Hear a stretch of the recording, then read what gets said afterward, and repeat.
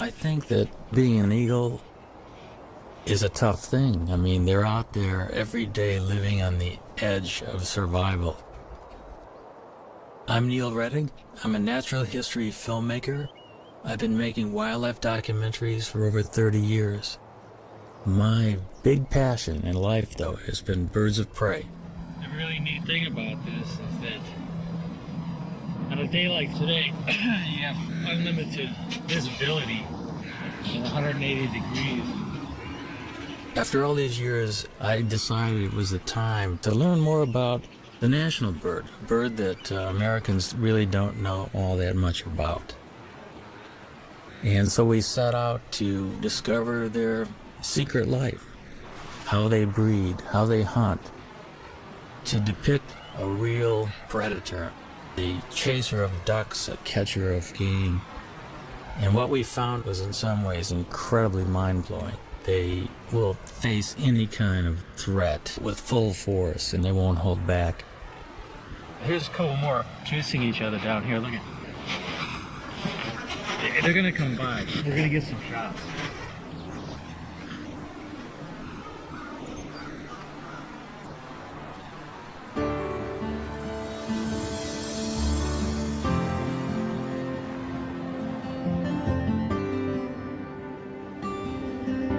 Along a tributary of the Mississippi, Neil finds the perfect nest site. It happens to be right above the state fish hatchery, in a huge cottonwood tree. Now these eagles turned out to be an extraordinary pair to work with. Not only were they very tolerant of human activity, but they were also catching trout right under the nest in the fish hatchery ponds. The female was a particularly cool character. She had one eye missing.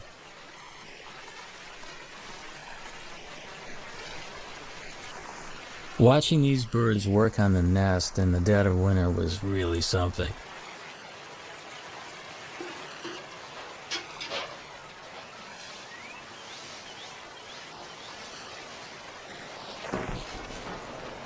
But the most exciting thing was watching them actually swoop down into the waters of the fish hatchery pond.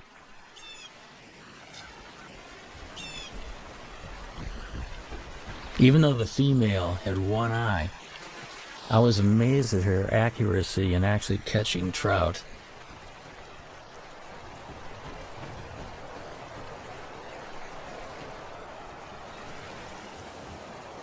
There was no toleration of trespassers. The nest site is the nucleus of their activities, and they have to protect the resources right near the nest. Any other eagle that would come anywhere near that fish hatchery pond would be chased off. It's a demonstration, too, of speed and agility. The maneuvers were remarkable through the branches. And that is one of the things that has always surprised me about this species, how fast they are.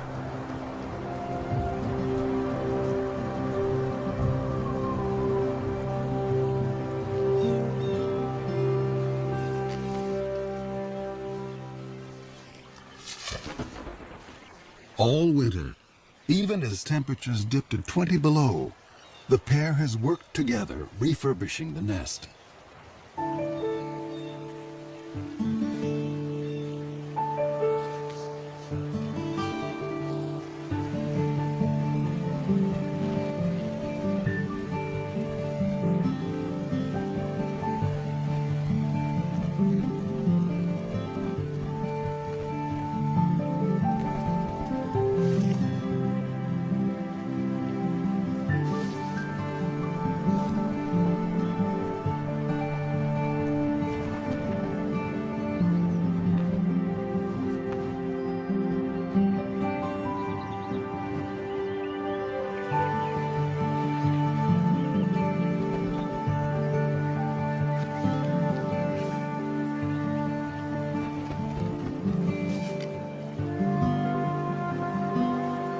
I think a lot of the nest building activity is part of pair bonding, because they have to get their act together as a matter of survival.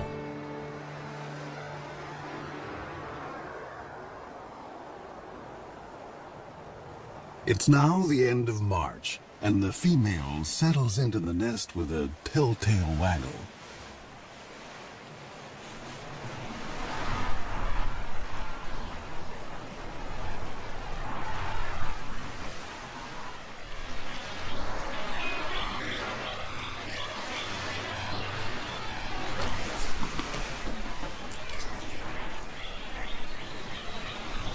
Bald eagles normally lay 2 to 3 eggs.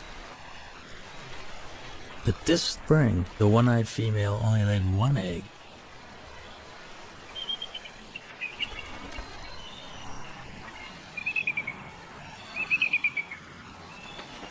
The couple begins a daily routine.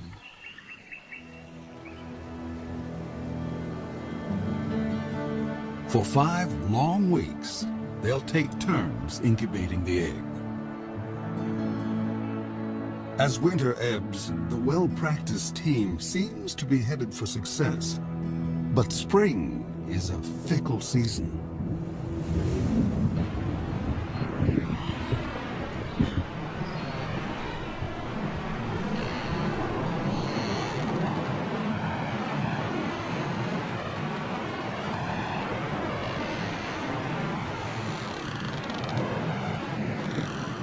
In mid-April, there was a freak snowstorm. I'll never forget it.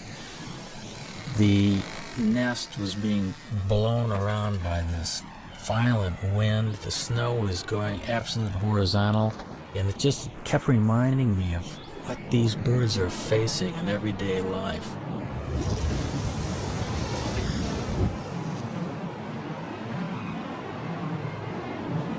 They were well into incubation, so the changing of the guard was always quick.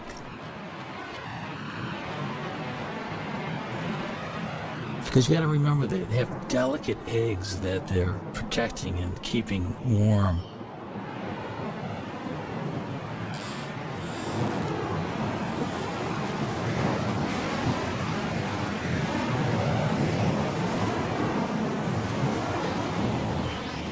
There seemed to be shifts of an hour and a half, where one eagle would sit on the egg while the other was out foraging for food.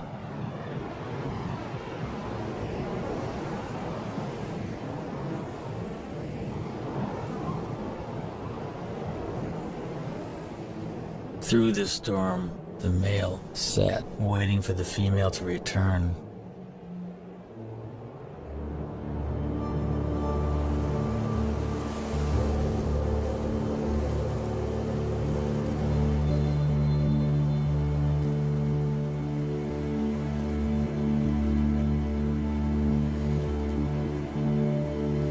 Tragically, something happened to her, we're not sure what.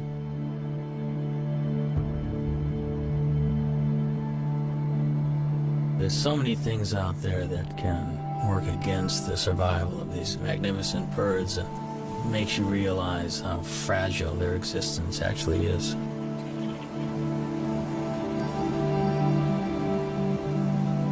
Cold and hungry, the father abandons his egg.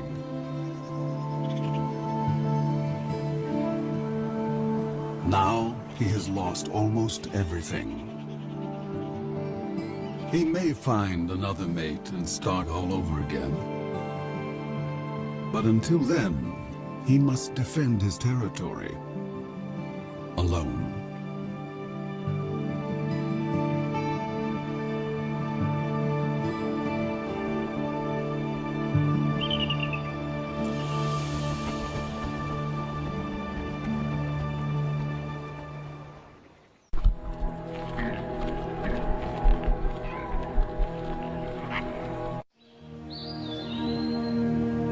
When Europeans arrived in North America, the continent teemed with as many as 500,000 bald eagles.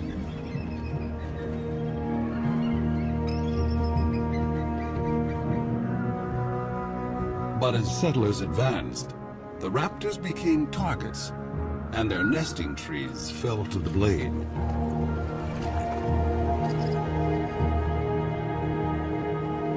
For raptor specialist Bob Anderson, the pioneer's attitude was simply arrogant and ignorant.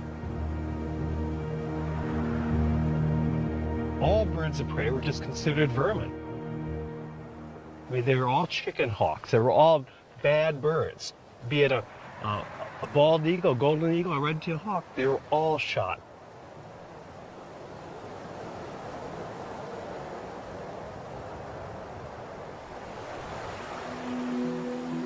At the start of the 20th century, bald eagles were under siege across the lower 48.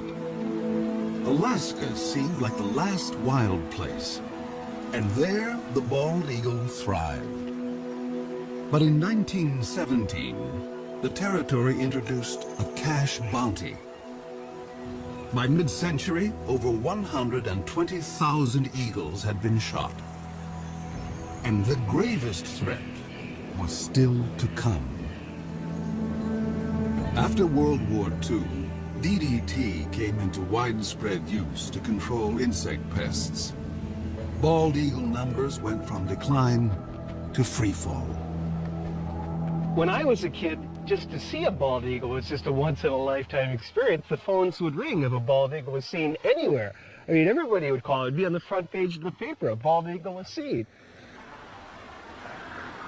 DDT made eggshells thin and fragile, sharply reducing the number of hatching chicks. The crash was taking place so rapidly, I was just convinced whatever eagle I saw was just going to be a dinosaur. In my lifetime, they were going to be extinct. In the 1960s, just over 400 nesting pairs remained in the continental United States. In the 70s, 2 centuries after embracing an icon of wildness, the U.S. declared the bald eagle endangered. America's symbol of strength had become an emblem of environmental degradation. But America was not about to forsake its troubled symbol. Researchers finally persuaded Congress to take action against DDT. By 1973, general use of the pesticide was banned. Almost immediately, bald eagles started to rebound.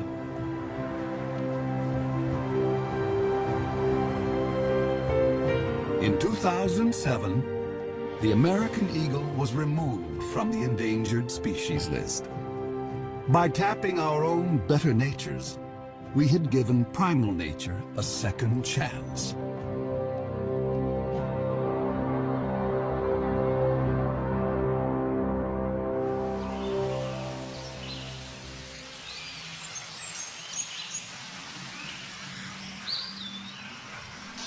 It was late summer and the eagle had left the nest.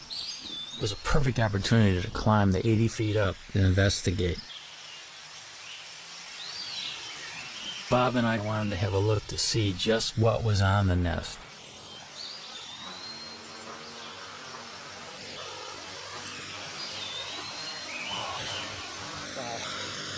Wow, look at the food up there. Amazing.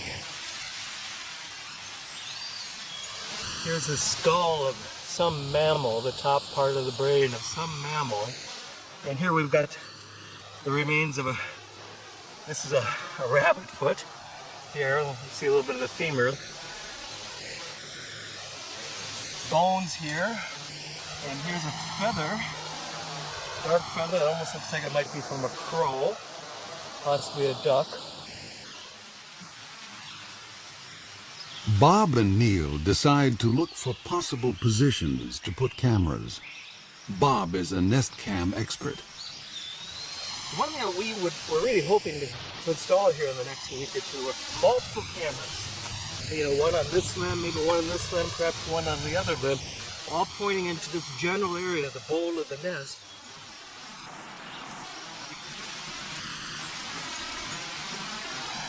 For a sea leg, we have to have 3 legs when working with this job. Bob will have a bird's eye view in the coming nesting season, no matter whether the single male succeeds or fails.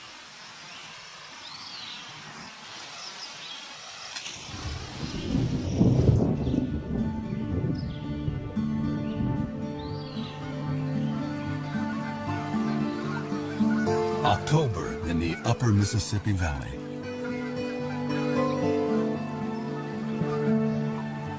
The fall weather is mild, and eagles are free from the burdens of the nest.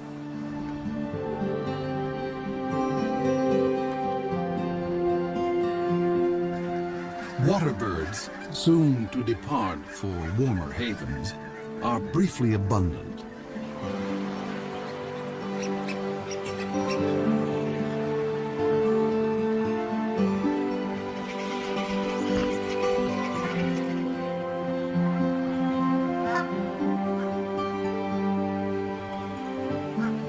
Joining the eagles that live here year-round are bald eagle migrants flying south from Canada. Some have flown 1,400 miles to find open water. This surge of eagles now turns to hunting. Bald eagles will sometimes chase mallards, but the river offers much easier prey. Coots raft together by the thousands, and these calm birds are a favorite meal. The strong wind allows an eagle the rare chance to hover like a smaller raptor, the kite.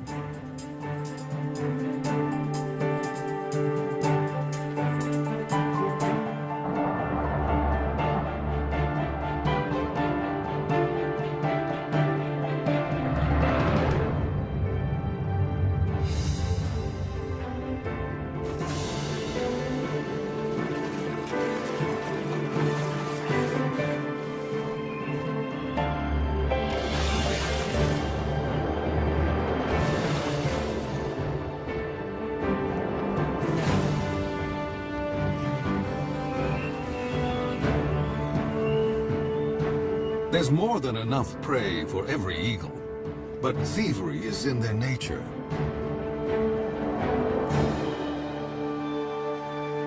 As one hunter lands at a muskrat hat, other eagles immediately try to steal his prize.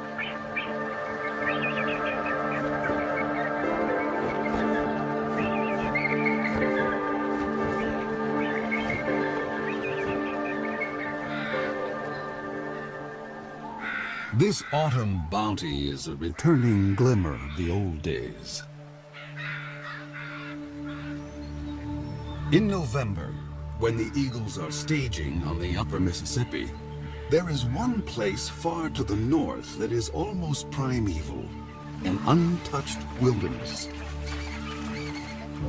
This is the Chilkat River in Alaska, where great runs of salmon bring eagles from as far as 1,000 miles away. The salmon have made their own epic journey in from the sea to spawn. They will die soon afterwards, but they will sustain this great gathering of eagles, as they have done each autumn for thousands of years.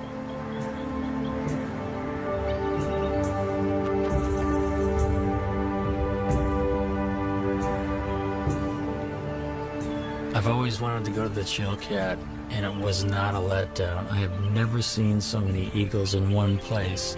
And there can be as many as 2,000 in one small area of the river. It's like going back into time being there.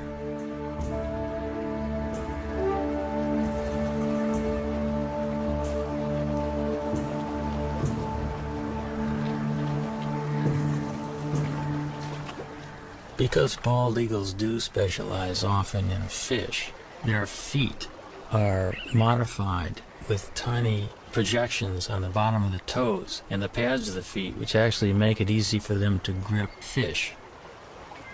Their beaks are incredibly efficient at ripping the flesh of fish and other prey that they catch.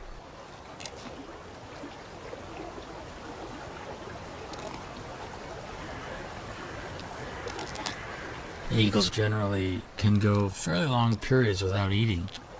They have what's called a crop, which is an extension of the esophagus, which is a storage bag for food.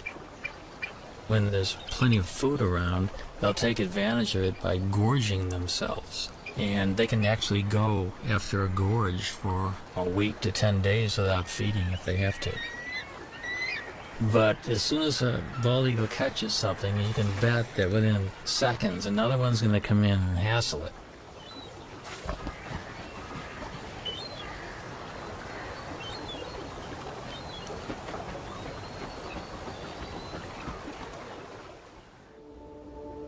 Back along the Mississippi, autumn is on the wane.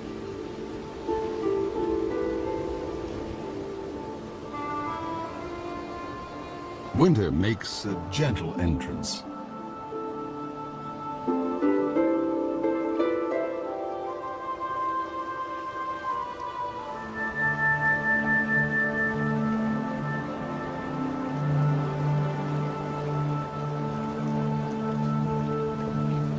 Bald eagles can now walk on the river, although some seem to prefer skating.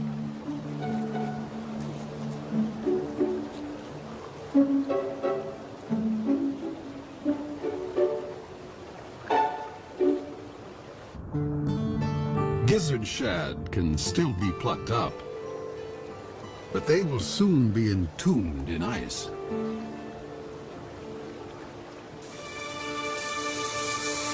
As open water freezes over, an eagle must be ever more precise.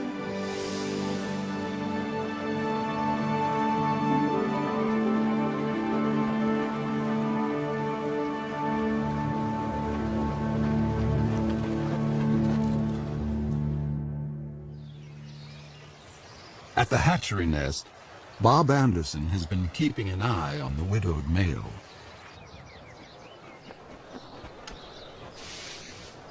The male will always make occasional visits to the nest. He still maintains the territory. He's working on his nest, adding little trinkets that might make it more attractive. This particular nest is prime property. It's located so close to a prime food source. Many eagles have been vying to get into the territory.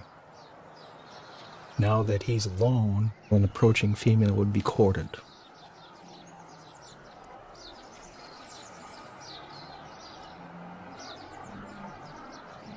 After rearranging his corn husks, the male sets off to cover his territory.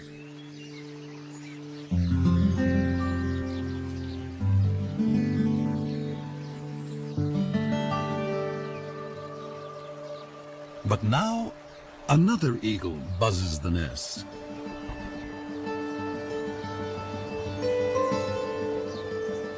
It's a female.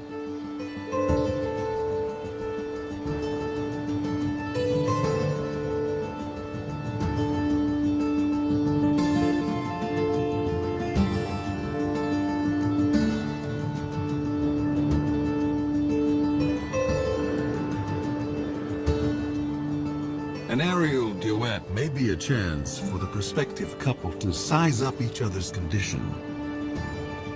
A healthy eagle can cruise at 40 miles an hour in level flight and hit 100 in a dive.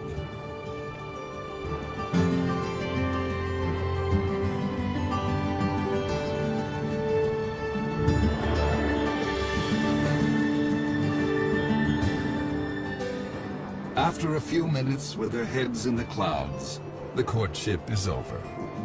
Romance is a luxury. There's work to be done.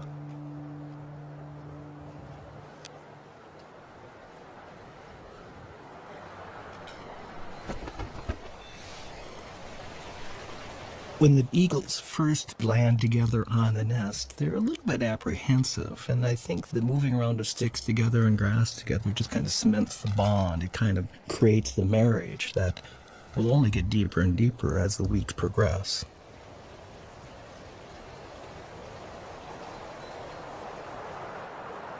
But ironically, in this situation, the male has the final say. Even though she brings a stick and tries to put it someplace, the male will grab her stick and put it someplace else.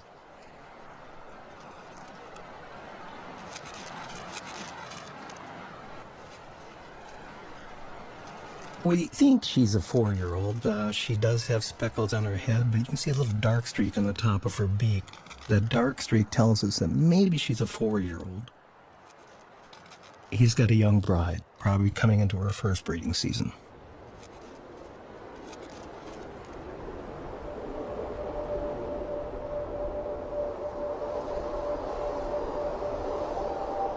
Winter drains the last warmth from the river.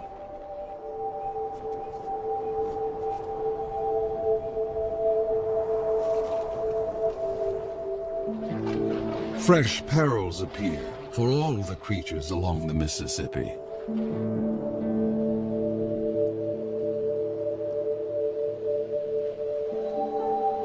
And now, the most brutal season tiptoes in.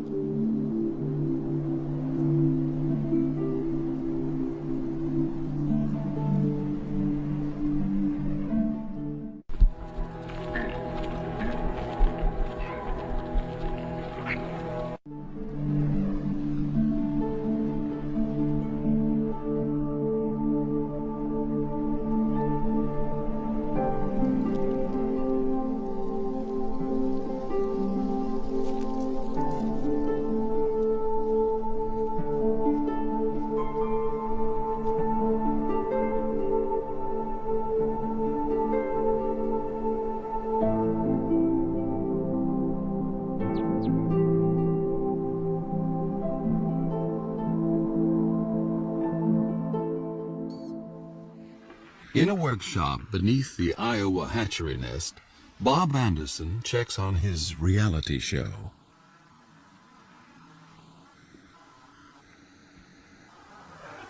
I mean, what a view. What an incredible angle of looking at the American bald eagle.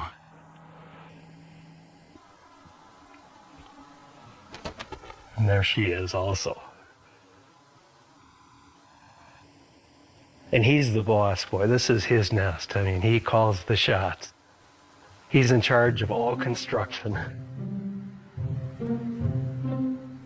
No matter what she does, he comes back and rearranges it, and 100% of the time.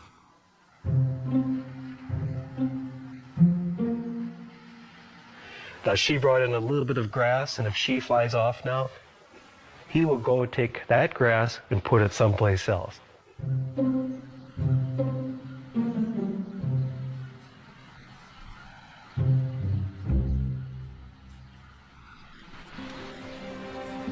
Despite squabbles over decor, the new couple is starting to embrace their common purpose.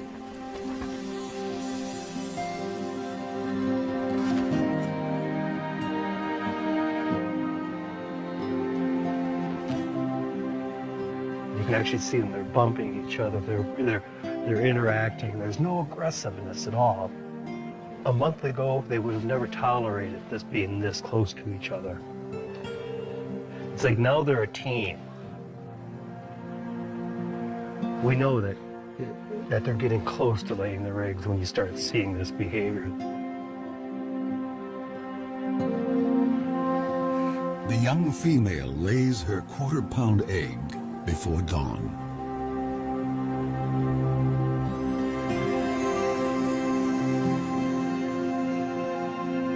Exposed, an egg can freeze in a minute.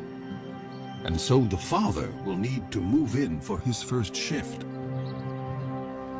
The first egg was laid early in the morning. We actually missed it. We saw the birds sitting in the bowl. We knew that it would be soon, but we were kind of surprised to see this first egg. But we can see him, how careful he is with his feet. His feet are balled up, and he's trying to hide his talons. He doesn't want those nails to poke a hole in that fragile egg. it's touching to watch that sensitivity that this old guy has had, you know, with many, many eggs probably in his lifetime.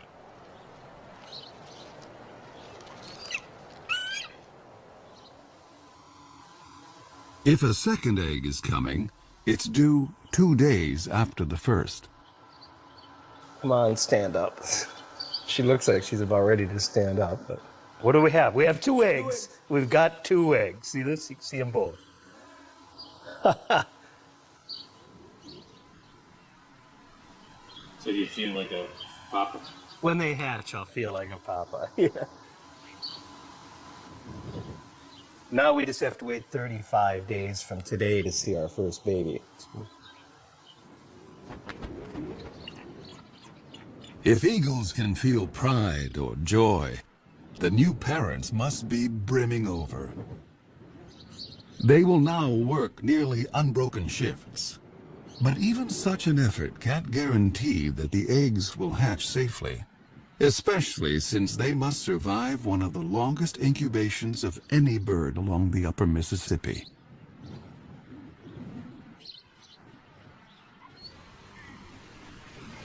Egg thieves abound. Raccoons and crows are everywhere. So each parent is highly attuned to any sight or sound of menace.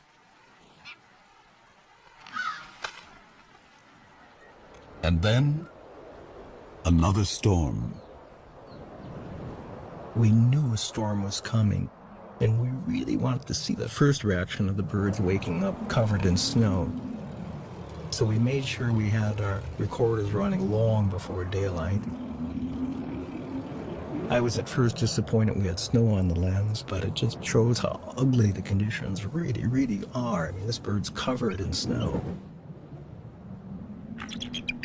And she's screaming right now at the male, going, "Come and relieve me, come and take my place."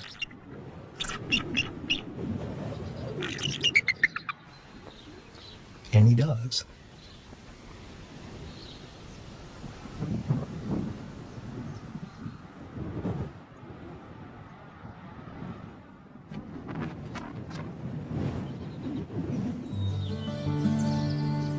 On a Minnesota farm 40 miles away, another family is further along. Their 2 eaglets have already hatched.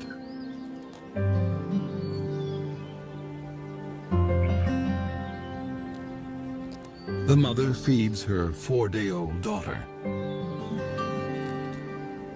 The 2-day-old male, hardly able to hold his head up, doesn't seem to be getting a fair share. Although both parents are dedicated, they have a blind spot for one particular peril, one within the family.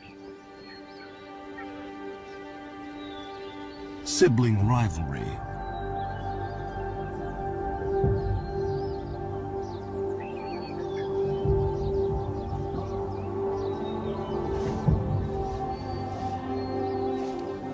It's not unusual for the older eaglet to turn on the younger and smaller. In nature's cold calculation, why share your meals when you can eat more alone?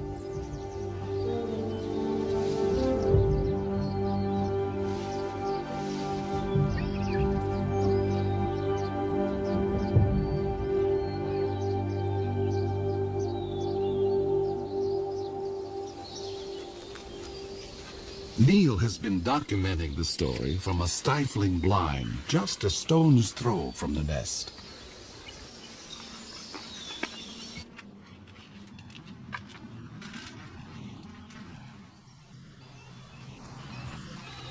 The dynamics of this whole syndrome is that the chick that's beat up becomes weaker and weaker, cowers. She's kind of afraid to even stand upright. And the female will always feed the chick that's more robust. It is called the Cain and Abel syndrome. The feedings go on for about 5 to 8 minutes, sometimes maybe 12 minutes. The bigger chick is getting up to 30 or 40 pieces of food per feeding. The little one would get about 6 to 8 pieces. The past few days we've been worried a lot about whether the younger, smaller chick is going to survive or not. So we got our fingers crossed that little UT, we call him Underdog, is gonna be okay.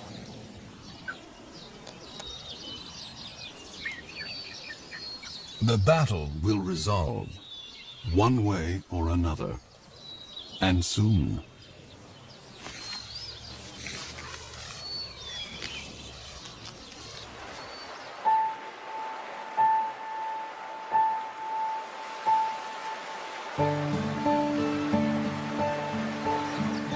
Water flows again at last. Spring has come to the upper Mississippi.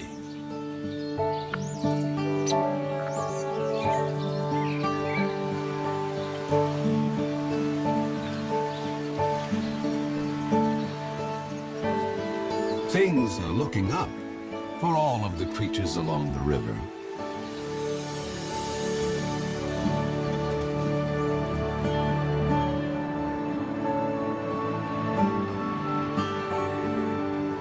Eagles visiting from Canada now return north to their nesting territories. For year-round residents like the hatchery couple, spring means getting ready for eaglets.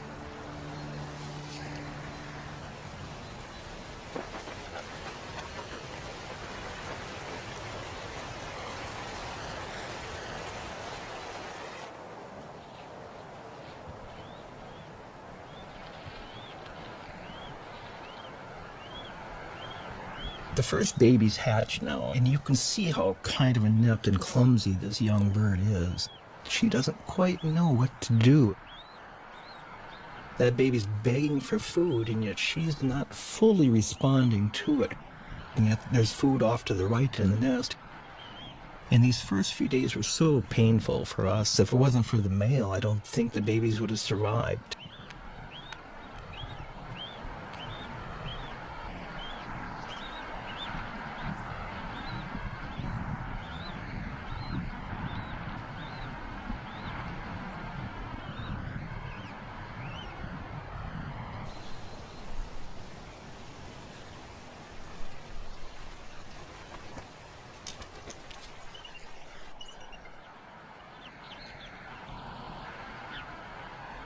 The eaglet is too exhausted to beg.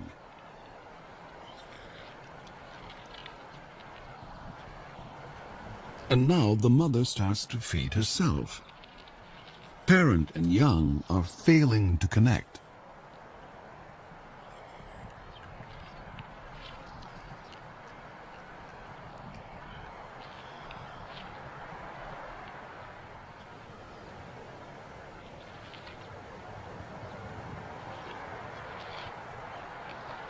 Suddenly, the mother focuses on her chick, as if seeing it for the first time.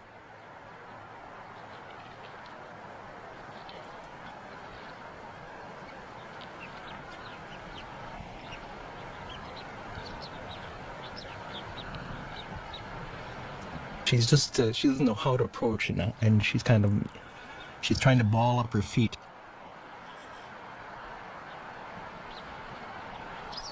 She just stepped on the baby there.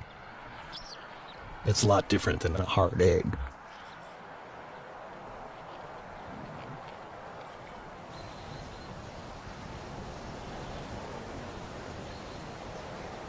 This shot here really just surprises. She had her tail facing into the wind.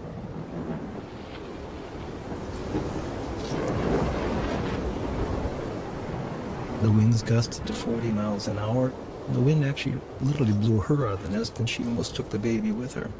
Something an experienced bird would never do.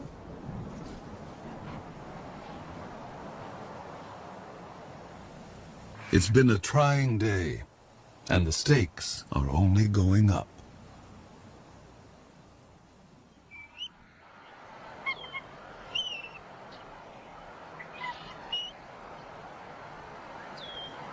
Here's our young female standing up, and as you can see, we've got our second baby that it did hatch.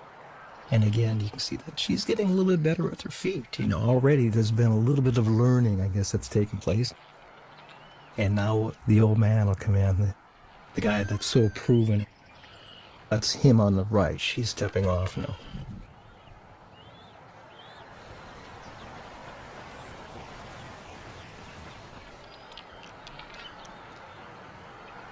Here's the adult male. He's clearly fed babies before. He just walks in and he'll put the food right in the baby's beak after 1 or 2 tries. He's very experienced. And patient. It will take the eaglet a little practice to actually get something to eat.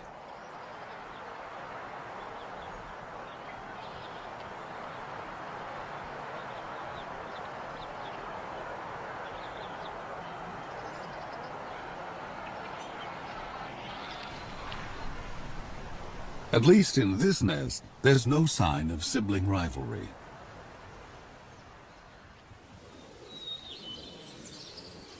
At the Minnesota farm, Neil waits for the outcome of the sibling battle. The sister is alive and sassy, but what about Underdog?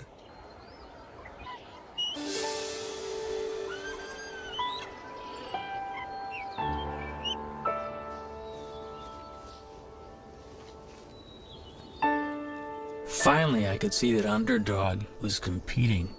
He was actually getting food offered by the female and gaining strength. Today he does look better. I think little Underdog might have a chance.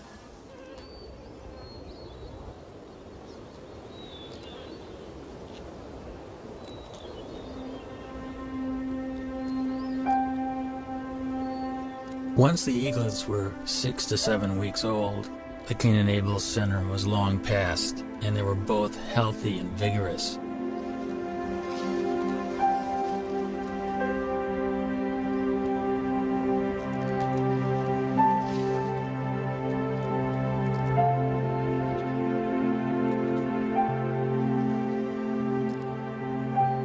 Each day these little guys will eat the equivalent of about a half a pound to a pound of fish. The demand on the parents is increasing, and they'll probably bring 4 or 5 kills to the nest during the course of a day. Sometimes their prey is killed for them.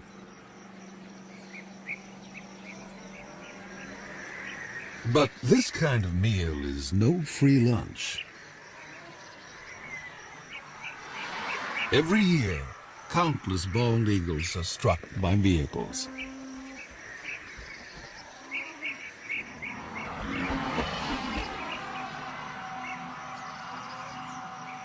Losing either parent may hurt the young eagle's chances of fledging.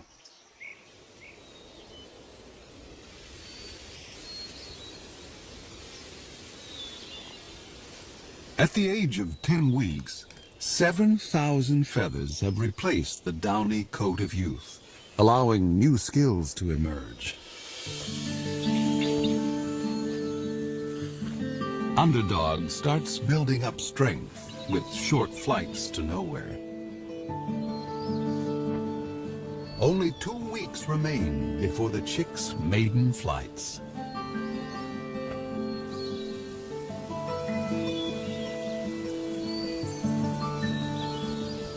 Summer along the Mississippi seems like a carefree season, but new challenges lie ahead.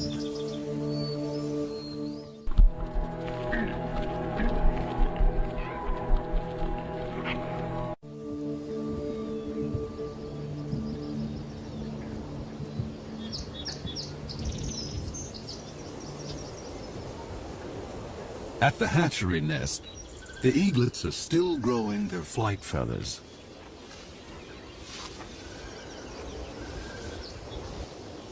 Underdog and his sister are closer to independence, and no one declares independence without taking risks. This nest is about 60 feet off the ground. Both eaglets are jumping up and down and wing exercising and getting ready to make that first jump off the nest, the first journey into the sky.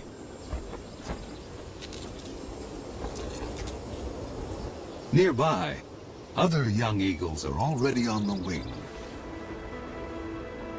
It must feel really wonderful to have your first flight underway and feel the wind rushing by.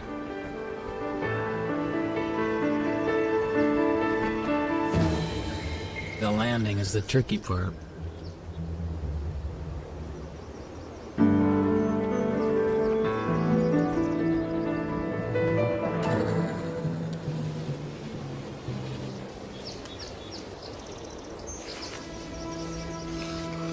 Underdog tests his engines at full power.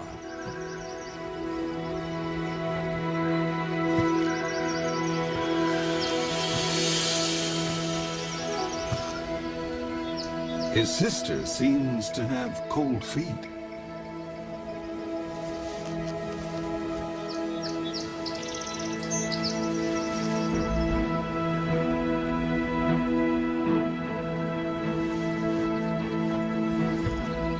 The wind picks up, and Underdog leans into it.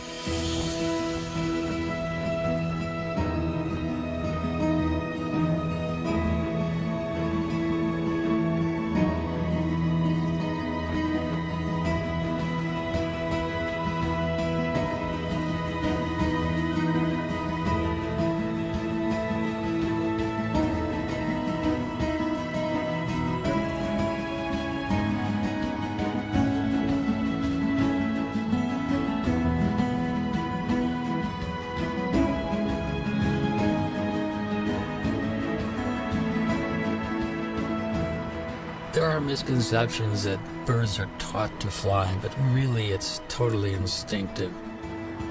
They do chase their parents around, however, possibly to steal fish, and also because they're bald eagles, they're social.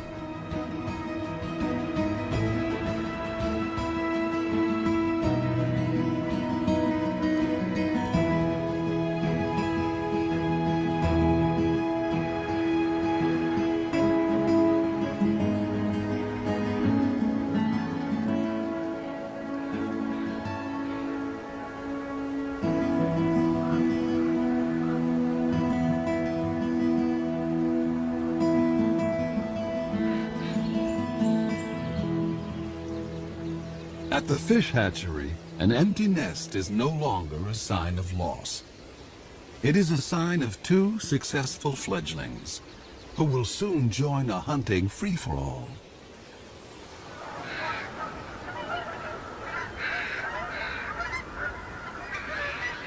As fall arrives, a cycle of seasons is completed. Once again, the Mississippi becomes a crossroads for water birds.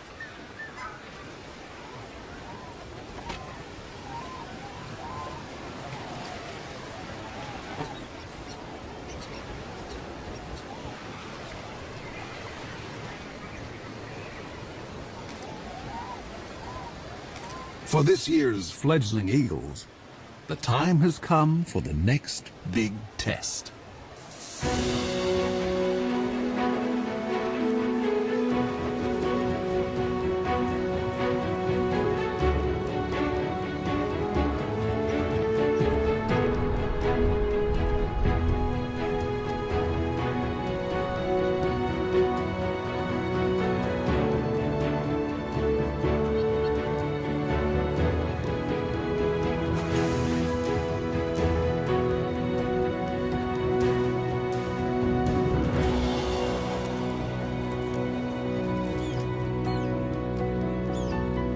It's a big moment for a young bald eagle to bag his first coup.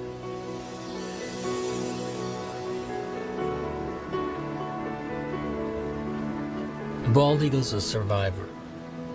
It's gone through really bad times, and now it's prevailing.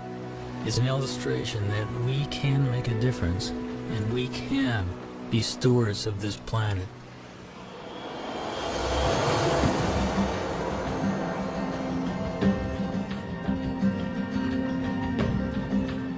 With food so plentiful, bald eagles, young and old, switch from hunting to something more like rugby.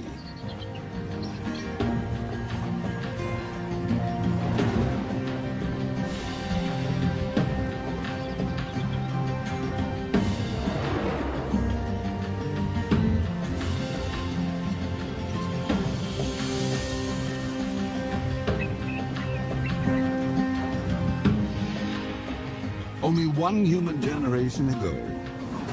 Such a celebration of eagles could not have been witnessed on the Mississippi.